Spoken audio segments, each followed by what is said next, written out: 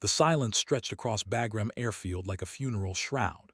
For 18 minutes, the radio had carried nothing but static and the distant hum of diesel generators.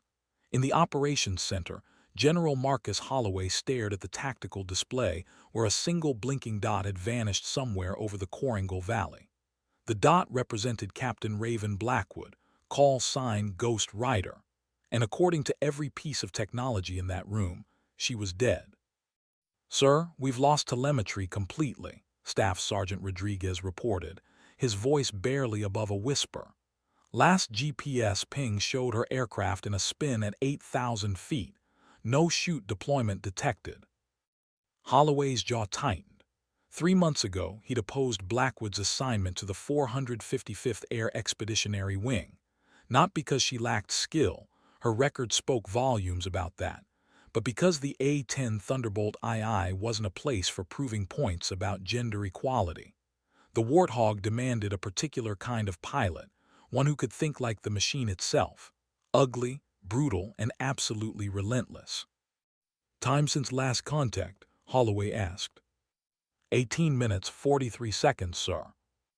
The general's eyes drifted to the mission board where Blackwood's name was already being erased. Standard operating procedure. After 15 minutes of radio silence during combat operations, aircrew were presumed KIA. The bureaucracy of war moved with mechanical precision, even when it meant writing off one of their own. But Raven Blackwood hadn't gotten her call sign by following standard operating procedures. 12 years earlier, a 19-year-old Air Force Academy cadet had earned her nickname during a night navigation exercise gone wrong. Lost in a Colorado blizzard with a broken compass, she'd used the stars and sheer determination to guide her entire flight back to base. Her instructors found her in the debriefing room at dawn, methodically plotting celestial navigation charts while her classmates slept off their rescue. "Like a ghost riding the wind," one instructor had muttered, and the name stuck. Now, somewhere in the Hindu Kush Mountains, that same determination was being tested in ways the Academy never could have prepared her for. The A-10's twin General Electric TF-34 turbofan engines had gone silent 6 miles northeast of Firebase Restrepo. What the operations center didn't know, what their sophisticated tracking systems couldn't detect, was that Ghost Rider was very much alive, hanging inverted in her ejection seat 300 feet above a Taliban stronghold, watching enemy fighters swarm her crashed aircraft like ants on spilled honey. Her survival radio crackled to life in her helmet, but she didn't dare transmit. Not yet. She'd gotten herself into this mess by deviating from mission parameters to investigate suspicious movement in a supposedly cleared valley. Now she had to get herself out. The insurgents below had already stripped her Warthog of its GAU-8 Avenger cannon ammunition, and they were working on the Maverick missiles with an efficiency that spoke of extensive training. This wasn't some ragtag band of farmers with AK-47s. These were professionals, and they had been waiting for her. Major Elena Vasquez paced the operations center floor like a caged panther, her eyes fixed on the empty airspace where Blackwood's aircraft should have been. As the senior air controller for close air support missions, Vasquez had guided Ghost Rider through dozens of combat sorties over the past 4 months. She'd watched the young captain develop an almost supernatural ability to read terrain, to sense where the enemy was hiding before ground forces even called for support. "Ma'am, we need to scramble search and rescue," Lieutenant Morrison said, approaching with a clipboard of protocols. Vasquez held up a hand for silence. Something was bothering her about Blackwood's last transmission, something beyond the standard Mayday, Mayday calls. In the final seconds before radio contact was lost, Ghost Rider had transmitted a brief sequence of numbers that made no apparent sense. 27 Alpha 9 Charlie. It wasn't a coordinate system Vasquez recognized, wasn't a standard military brevity code, and definitely wasn't part of any emergency procedures. But Raven Blackwood didn't do anything without reason. Every sortie, every target engagement, every radio call was calculated with the precision of a chess master thinking 12 moves ahead. General Holloway approached the tactical display, his weathered face reflecting the blue glow of the monitors. "Major, what's your assessment?" "Sir, something doesn't add up," Vasquez replied, pulling up the flight recorder data. Blackwood's aircraft showed no mechanical failures before the incident. Environmental conditions were within normal parameters. She was flying a routine interdiction mission along a corridor we've cleared twice this week. "Your point?" "My point, sir, is that Ghost Rider doesn't crash. Not without a fight, and definitely not without taking someone with her." The general's expression softened slightly. Despite his reservations about female combat pilots, he'd watched Blackwood's gun camera footage enough times to recognize genuine talent. Her target acquisition was surgical, her tactical decision-making sound under pressure. But talent didn't stop surface-to-air missiles, and it didn't prevent mechanical failure at the worst possible moment.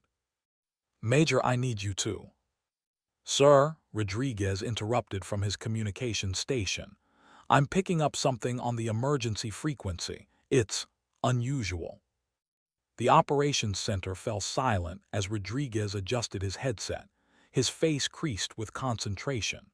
Through the speakers came a sound that made every pilot in the room straighten, the distinctive whistle of wind through damaged metal, followed by the labored breathing of someone in severe distress. But underneath those sounds, barely audible, was something else, a pattern of clicks and pauses that sounded almost like Morse code, whispered Chief Master Sergeant Williams, the oldest pilot in the squadron. "That clever bastard is transmitting in Morse code." High above the Korangal Valley, suspended in her parachute harness with a dislocated shoulder and 3 broken ribs, Captain Raven Blackwood methodically tapped out her message on the survival radio's transmission key. She couldn't speak, not with Taliban fighters positioned less than 50 meters below her position, but she could communicate through the old-fashioned method that every pilot learned in survival school and most promptly forgot. Her message was simple but crucial. "Alive, captured aircraft, enemy compound, grid follows." The coordinates she transmitted weren't random numbers at all. They represented the exact location of what appeared to be a major Taliban logistics hub, complete with weapons caches, communication equipment, and at least 30 combatants. Her crash had been no accident. She'd been lured into a sophisticated ambush by fighters who understood American air support tactics better than anyone had anticipated. But they'd made one critical error in their planning. They'd assumed that downing her aircraft meant neutralizing the threat. What they didn't understand was that Raven Blackwood had never considered herself just a pilot. She was a weapons system, and the A-10 Thunderbolt II was merely her preferred delivery platform. Now, hanging in the darkness with enemy voices growing closer, she began planning her next move. The Taliban fighters had her aircraft, but they didn't have her. And that, she reflected grimly, was going to be their fatal mistake. Her survival kit contained enough equipment to make her dangerous. A sidearm, emergency flares, a combat knife, and most importantly, a GPS beacon that could guide friendly forces directly to this previously unknown enemy position. The hunters had become the hunted, even if they didn't realize it yet. Below, voices shouted in Pashto as her captors organized search parties to find the ejected pilot they assumed was injured and helpless somewhere in the darkness. They were half right. Back at Bagram Airfield, the Morse code transmission had electrified the operations center. General Holloway found himself reassessing everything he thought he knew about Captain Blackwood, as Major Vasquez worked with the communications team to decode the full message. "Sir, she's not just alive," Vasquez reported. "She's conducting reconnaissance. These coordinates indicate a compound that's not on any of our intelligence maps. If her information is accurate, this could be the Taliban logistics center we've been hunting for months." Holloway studied the tactical display where Blackwood's reported position had been marked with a red icon. The location was deep in enemy territory, surrounded by ridgelines that made helicopter insertion extremely dangerous. Any rescue attempt would require significant resources and carry enormous risk. "What's the timeline for search and rescue?" he asked. "Minimum 6 hours to organize a proper extraction, sir. That's assuming weather conditions remain favorable." 6 hours. In hostile territory, injured, with enemy forces actively searching for her, Blackwood would be lucky to survive 6 minutes, let alone 6 hours. Every protocol dictated that they should write her off, classify the mission as a combat loss, and move on to planning retaliatory strikes against the compound she'd discovered. But something in her Morse code transmission suggested she wasn't planning to wait for rescue. The final portion of her message had been brief but telling. "Request fire mission. Will designate TARGETS. Ghost Rider out." She intended to call in an air strike on her own position. It was either the most courageous act Holloway had witnessed in 30 years of military service, or the most foolish. Possibly both. Chief Master Sergeant Williams approached the general with a grim expression. "Sir, I've worked with pilots like Blackwood before. She's not asking for rescue. She's asking for support while she completes her mission." Her mission was close air support for ground forces in Sector 7. "That mission is over." "With respect, sir, I don't think Ghost Rider sees it that way. She's found the enemy headquarters we've been searching for. From her perspective, the mission just got a lot more important." Holloway considered this. Military doctrine was clear about pilot rescue priorities, but it was equally clear about target exploitation. If Blackwood could designate high-value targets within that compound, a precision strike could deal a significant blow to Taliban operations in the region. The question was whether she could survive long enough to make it worthwhile.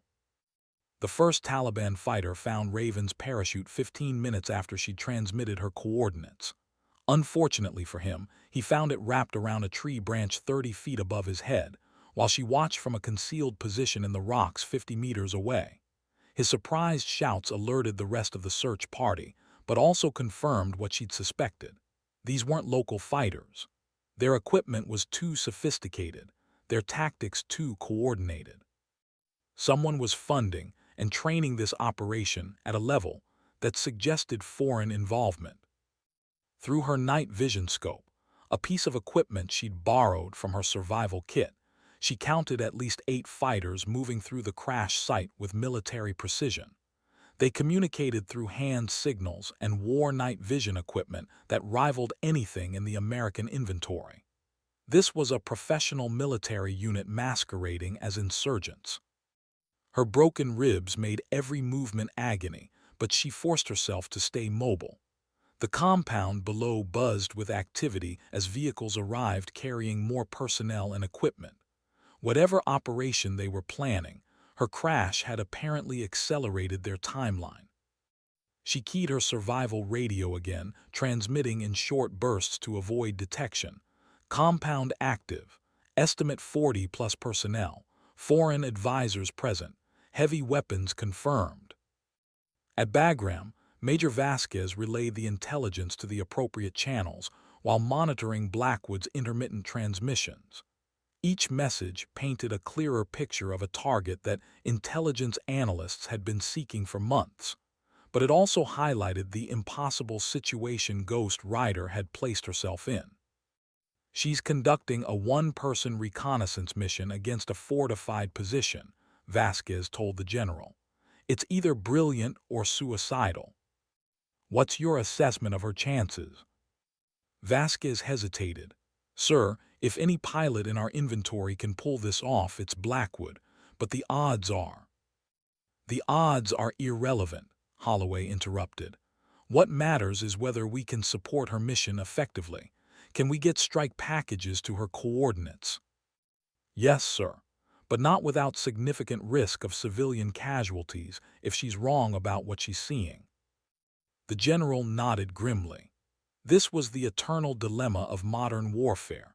balancing tactical opportunity against the potential for catastrophic error. Blackwood's intelligence could save American lives by eliminating a major enemy stronghold. But if she was wrong, if her injuries had affected her judgment, a precision strike could result in a devastating mistake. "Get me a direct link to Ghost Rider," he ordered. "I want to talk to her personally." "Sir, direct communication increases the risk of enemy interception." "Major, that pilot is currently conducting the most important reconnaissance mission of this deployment. I think she's earned the right to speak directly to her commanding officer." The radio crackled to life with static and interference before Blackwood's voice emerged, strained but steady. "Ghost Rider to Bagram Actual. Send your traffic." General Holloway found himself speaking to a pilot he doubted, a woman he'd tried to reassign, who was now risking everything to provide intelligence that could change the course of their entire operation. The irony wasn't lost on him. "Ghost Rider, this is General Holloway. What's your status?" "Alive and conducting surveillance, sir. I've identified what appears to be the main Taliban logistics hub for this sector. Request permission to designate targets for immediate strike." Her voice carried the same professional calm she displayed in every briefing, as if calling in airstrikes while injured and surrounded by enemy forces was simply another day at the office. Holloway realized that perhaps he'd fundamentally misunderstood what made someone qualified to fly the A-10 Thunderbolt II. It wasn't about physical strength or gender. It was about the ability to remain functional when everything went wrong, to turn disaster into opportunity, to fight when others would surrender. Ghost Rider possessed those qualities in abundance. From her concealed position in the rocks, Raven watched the enemy compound with growing fascination and horror. What she'd initially taken for a simple Taliban stronghold was revealing itself as something far more significant. The vehicles arriving throughout the night carried equipment that belonged in a modern military arsenal, not a guerrilla camp. Chinese-manufactured surface-to-air missiles, Russian communications gear, Iranian explosive devices. This wasn't just a logistics hub. It was a coordination center for foreign military assistance to Taliban operations throughout the region. Her discovery could reshape intelligence understanding of the conflict, but only if she lived long enough to report it. "Bagram Actual, Ghost Rider. I need to update my previous assessment. This is bigger than we thought." General Holloway's voice crackled through her earpiece. "Go ahead, Ghost Rider." "Sir, I'm observing foreign military advisors and equipment from multiple nations. This appears to be a multinational training facility. I count at least 12 vehicles carrying advanced weaponry. Recommend immediate strike before they can relocate assets." The silence from Bagram stretched long enough that Raven began to worry her transmission hadn't gotten through. When Holloway finally responded, his voice carried a weight she hadn't heard before. "Ghost Rider, you're describing a target that could have strategic implications. Are you absolutely certain of your assessment?" Raven adjusted her night vision scope, studying the compound below where uniformed figures moved with military precision between buildings and vehicles. Foreign advisors supervised Taliban fighters in handling sophisticated equipment. This was exactly the kind of evidence that intelligence agencies had been seeking to document foreign interference in the conflict. "Bagram Actual, I am certain.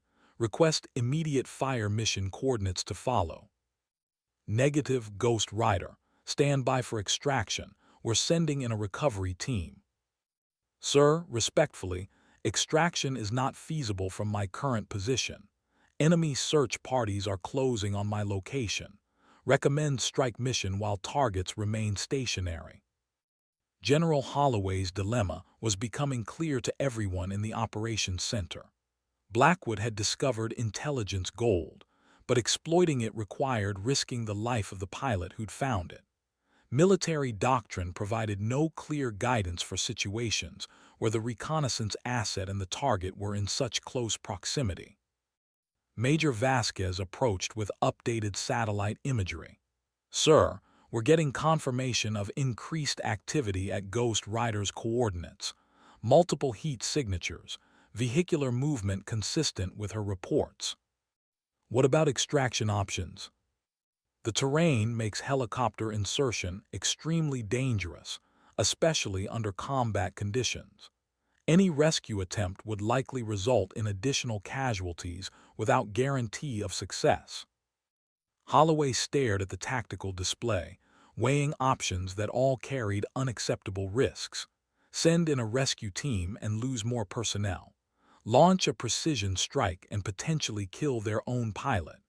Do nothing and watch a strategic opportunity disappear along with one of his most capable officers. "Ghost Rider, what's your recommendation?" The question surprised everyone in the operations center. Asking a junior officer to make strategic decisions wasn't standard procedure, but nothing about this situation followed standard procedure. Raven's response came without hesitation. "Sir, I can designate specific targets within the compound while maintaining safe distance. Precision strikes on the weapon's caches will eliminate the primary threat while preserving intelligence value of the facility. Recommend immediate mission authorization." She was proposing to serve as her own forward air controller, calling in strikes on a target where her own survival would depend on split-second timing and pinpoint accuracy from aircraft she couldn't even see. It was audacious, dangerous, and absolutely in character for the pilot who'd earned her call sign by navigating through impossible conditions, using nothing but determination and skill. "Ghost Rider, you're cleared for target designation. Strike packages inbound your location in 20 minutes. 20 minutes to identify specific targets, calculate safe distances, and coordinate precision strikes while evading enemy search parties. For most pilots, it would be an impossible timeline. For Ghost Rider, it was simply another challenge to overcome." She began moving toward better observation positions, her survival depending on the same qualities that had made her an exceptional A-10 pilot: methodical planning, precise execution, and absolute refusal to quit when the odds seemed insurmountable. The Taliban fighters had expanded their search pattern, moving systematically through the terrain surrounding her crash site. From her new position, Raven could observe their coordination and discipline. These weren't desperate insurgents, they were trained soldiers conducting a military operation. Which explained why her routine interdiction mission had turned into an ambush. Someone had fed them detailed information about American flight patterns, aircraft capabilities, and tactical procedures. This compound wasn't just a logistics hub, it was an intelligence center that had been studying their operations for months. Her survival radio crackled with an incoming transmission. "Ghost Rider, this is Falcon Leader. Strike package of 4 F-16s inbound your position in 15 minutes. Ready to copy target coordinates." 15 minutes. She studied the compound through her scope, identifying priority targets. The surface-to-air missile batteries had to be eliminated first to prevent them from engaging the incoming fighters. The communications center would be next, followed by the weapons storage areas. But the most important target was the building where she'd observed foreign advisors entering and exiting with briefcases and electronic equipment. Whatever intelligence was housed in that facility could provide unprecedented insight into foreign involvement in the conflict. "Falcon Leader, Ghost Rider, I have multiple targets for sequential engagement. First target, SAM battery at grid 27 Alpha 9 Charlie 4. Danger close, recommend precision guidance." "Copy, Ghost Rider. Danger close engagement authorized. Be advised, our targeting systems show friendly personnel at those coordinates." Raven smiled grimly. The friendly personnel their systems detected was her, positioned less than 200 meters from the targets she was designating. In conventional warfare, such close support would never be authorized. But there was nothing conventional about calling in airstrikes on her own location while injured and surrounded by enemy forces. Falcon leader, friendly personnel is aware of the risk, cleared hot on first target. The F-16s approached from the northwest, their engines barely audible above the wind through the mountains. Raven maintained visual contact with the SAM battery while calculating blast distances and shrapnel patterns. Her position should be safe if the bombs hit their intended targets. Should be. Modern warfare was built on calculated risks, and she just calculated that her mission was worth risking everything. The first bomb struck the SAM battery with surgical precision, the explosion illuminating the compound in brilliant orange light. Raven felt the shockwave through the rocks as secondary explosions cooked off missile fuel and warheads. The Taliban fighters' voices rose in panic as they realized their carefully planned operation was falling apart. Falcon leader, excellent hit on target 1. Second target, communications building at grid 27 Alpha 9 Charlie 6. Multiple antennas on roof, foreign personnel observed. Copy Ghost Rider, we see the target, inbound in 30 seconds. Through her scope, Raven watched foreign advisors running from the communications building carrying electronic equipment and documents. Whatever intelligence was housed there, they considered it valuable enough to risk their lives recovering it under bombardment. The second strike demolished the communications center, cutting off the compound's ability to coordinate with other Taliban units. But the foreign advisors had escaped with their most sensitive materials, disappearing into prepared bunkers that suggested they'd planned for exactly this scenario. Ghost Rider, this is Bagram Actual.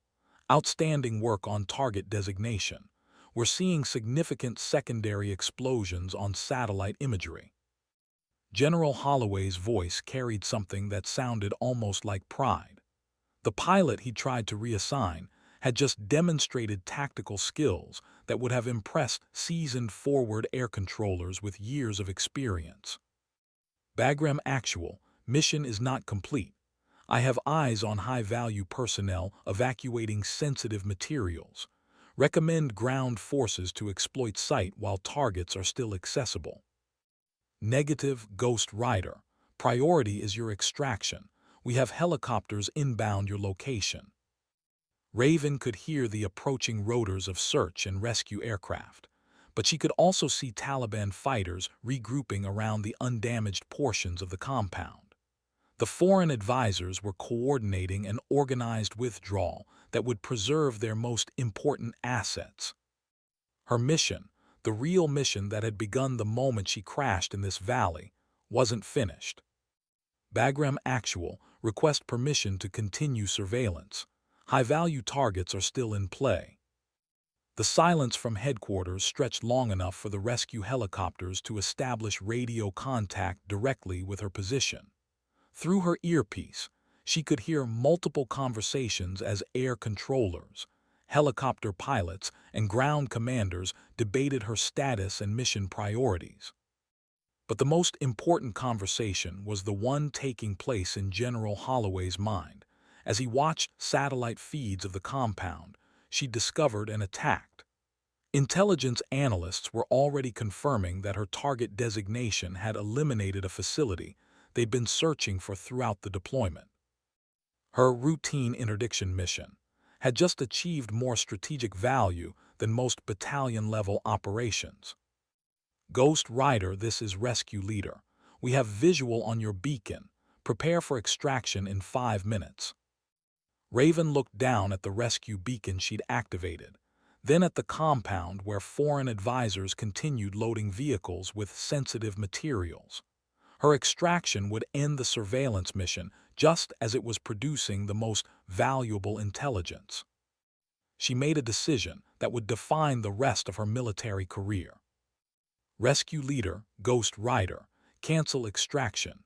I'm going mobile to maintain surveillance on high-value targets.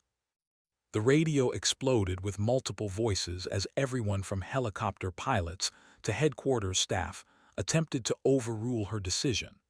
But Raven had already switched off her beacon and begun moving to a new observation position. The compound below was too important to abandon, and she was the only American eyes on asset capable of tracking the enemy withdrawal. General Holloway's voice cut through the radio chatter. "Ghost Rider, you are ordered to comply with extraction procedures." "Sir, respectfully, I am in the best position to gather intelligence on foreign involvement in Taliban operations. Request permission to continue mission." It was a request that violated every protocol about pilot recovery, but it came from a pilot who had just demonstrated exceptional tactical judgment under impossible conditions. Holloway found himself facing the same dilemma that had defined his entire career. When do you follow procedure, and when do you trust your people to make the right decision? "Ghost Rider, what's your assessment of continued mission viability?" "Sir, I can maintain surveillance for another 6 hours. Enemy personnel are evacuating sensitive materials that could provide unprecedented intelligence value. Recommend delayed extraction to exploit target fully." 6 hours, in hostile territory, with broken ribs and a dislocated shoulder, while enemy search parties actively hunted for her.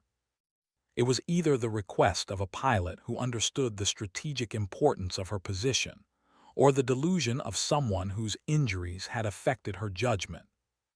Major Vasquez approached with intelligence updates that helped clarify the situation. "Sir, preliminary analysis of the strike damage confirms Ghost Rider's assessment. We've eliminated a major foreign training facility. The personnel she's tracking could provide intelligence on similar facilities throughout the region." Holloway studied the tactical display, where Blackwood's position was marked with a red icon deep in enemy territory. Every regulation demanded immediate extraction. Every strategic consideration suggested her continued surveillance could be invaluable. "Ghost Rider, you're authorized to continue surveillance mission. But I want updates every 30 minutes, and first sign of compromise, you call for immediate extraction." Copy Bagram Actual, Ghost Rider continuing mission. In the operations center, silence fell as everyone processed what had just happened. They'd authorized a wounded pilot to conduct solo reconnaissance against a hostile compound, while enemy forces actively searched for her. It was either brilliant tactical flexibility or catastrophic disregard for personnel safety. Chief Master Sergeant Williams approached General Holloway with a knowing expression. "Sir, I've seen pilots like her before. She's not just gathering intelligence, she's hunting." And in the mountains of the Korangal Valley, surrounded by enemy forces and sustained by nothing but determination and professional pride, Captain Raven Blackwood had indeed become a hunter. The compound below held secrets that could reshape understanding of the entire conflict, and she intended to uncover every one of them. Her war was just beginning. Dawn approached the Korangal Valley like a reluctant witness, painting the mountains in shades of gray that matched the smoke rising from the destroyed compound.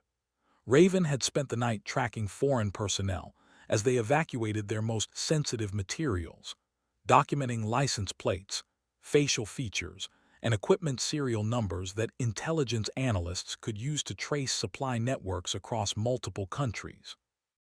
Her broken ribs had settled into a constant, manageable pain, while her dislocated shoulder had responded to field treatment well enough to maintain weapon proficiency. More importantly, her mind remained sharp, processing tactical information with the methodical precision that had made her an exceptional pilot.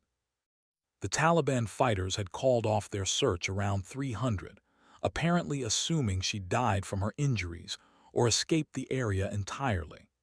Their mistake gave her freedom of movement to establish multiple observation positions throughout the valley, creating a comprehensive surveillance network operated by a single person. Bagram Actual, Ghost Rider, I have movement on the Northern Access Road. Convoy of 3 vehicles departing compound with high-value personnel.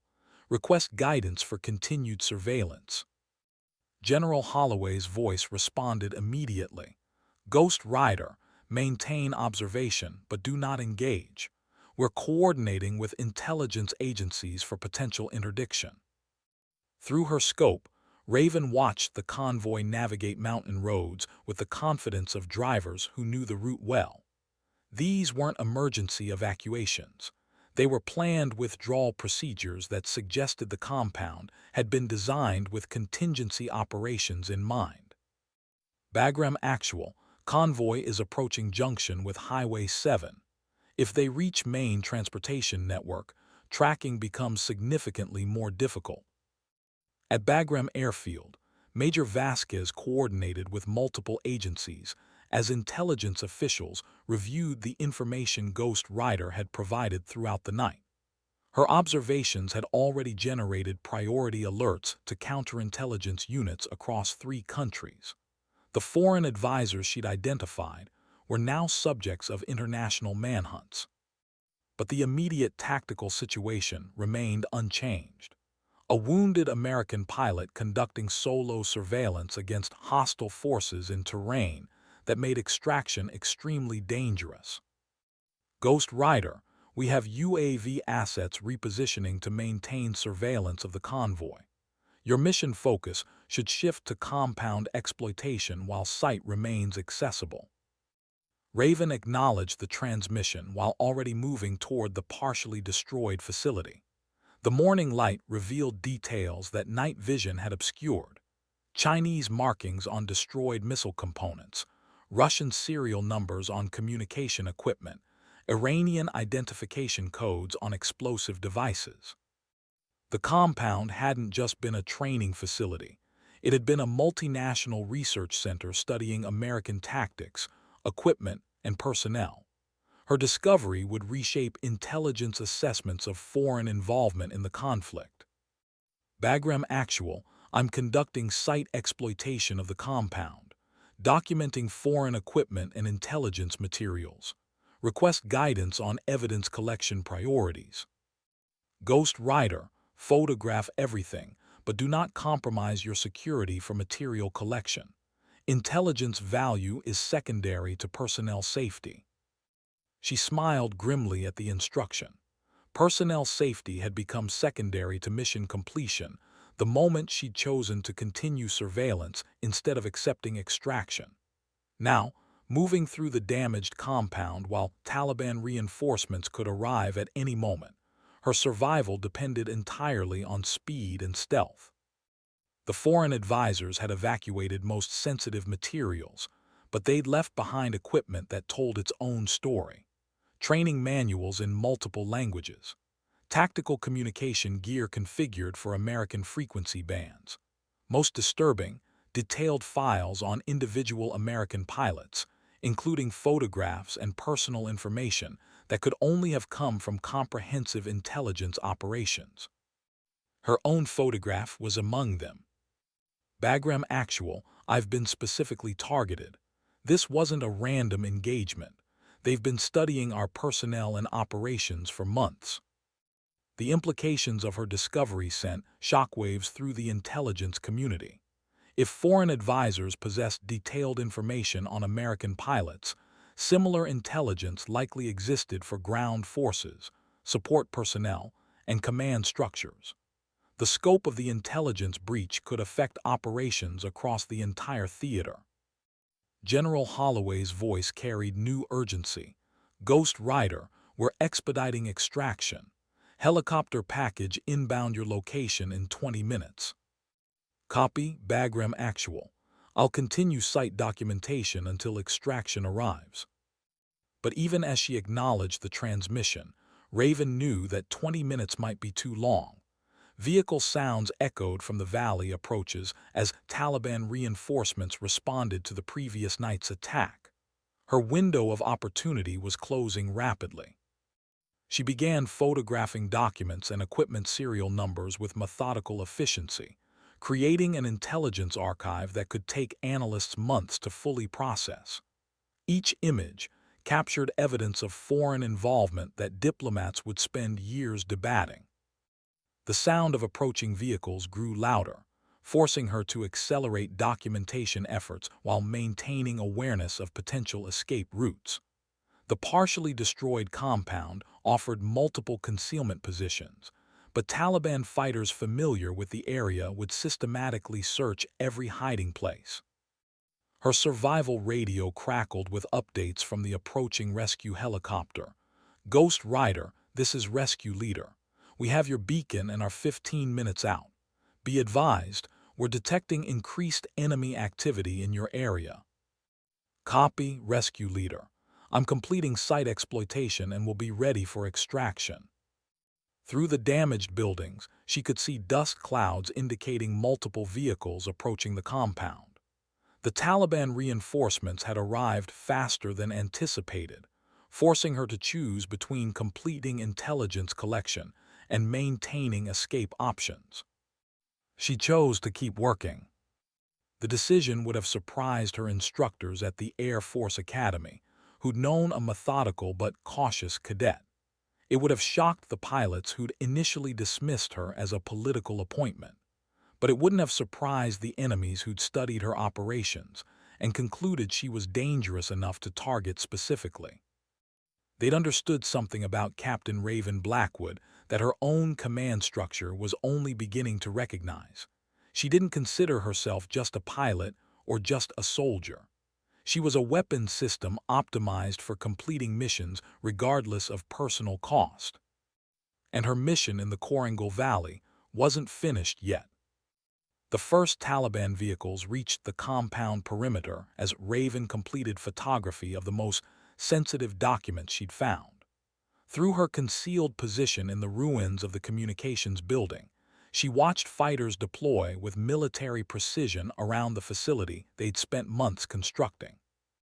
Their tactical coordination confirmed her assessment that foreign training had significantly upgraded Taliban capabilities. These weren't the disorganized insurgents that American forces had engaged in previous years. They were disciplined soldiers conducting military operations according to professional standards. Bagram Actual, enemy reinforcements have arrived at the compound. Approximately 20 personnel establishing security perimeter. I'm concealed, but extraction window is closing. General Holloway's voice crackled through her earpiece. "Ghost Rider, prioritize your safety. We can analyze whatever intelligence you've collected." But through her scope, Raven had spotted something that changed everything. Among the Taliban reinforcements were two individuals in civilian clothes carrying briefcases and sophisticated communication equipment. The foreign advisors hadn't completely evacuated. They'd returned to recover materials too sensitive to abandon. Bagram Actual, high-value targets have returned to compound. Foreign personnel attempting to recover sensitive materials from destroyed buildings. The silence from headquarters stretched long enough that she began to wonder if her transmission had gotten through. When General Holloway finally responded, his voice carried the weight of strategic decisions that could affect the entire deployment. "Ghost Rider, maintain observation but do not engage. We're coordinating with special operations units for potential interdiction." "Sir, special operations response time will exceed my extraction window. Foreign personnel will complete recovery and evacuate before additional assets arrive." She was presenting headquarters with the same impossible choice she'd been making throughout the mission. Follow standard procedures and lose strategic opportunities, or accept exceptional risks for potential exceptional rewards. "Ghost Rider, what's your assessment of continued surveillance viability?" Through her scope, she watched the foreign advisors directing Taliban fighters in systematic recovery of materials from the damaged buildings. Their coordination and urgency suggested the intelligence value of whatever they were seeking could justify extraordinary risks to recover. "Sir, I can maintain surveillance and document recovery operations. Foreign personnel are prioritizing specific materials that may indicate additional facilities or operations." The helicopter carrying her extraction team was less than 10 minutes away, but the foreign advisors were working with efficiency that suggested they would complete their mission before American special operations could respond. She made another decision that violated every regulation about pilot safety and mission priorities. Bagram Actual. I'm moving to better observation position to document foreign personnel and recovery operations. Ghost Rider, maintain your current position. Do not compromise your security. But she was already moving through the rubble-strewn compound, using debris and damaged structures as concealment while closing distance to the foreign advisors. Her photography needed to be detailed enough for intelligence analysts to identify individuals and equipment, which required proximity that exponentially increased her danger. The irony wasn't lost on her that she was conducting the kind of close reconnaissance mission typically assigned to special operations teams, while injured and armed with nothing but survival equipment and determination. Through her camera lens, she documented faces, equipment, and procedures that would provide unprecedented insight into foreign advisory operations. Each photograph was potential evidence of international involvement that could reshape diplomatic relationships and military strategies. The foreign advisors worked with methodical precision, recovering specific materials while leaving others behind.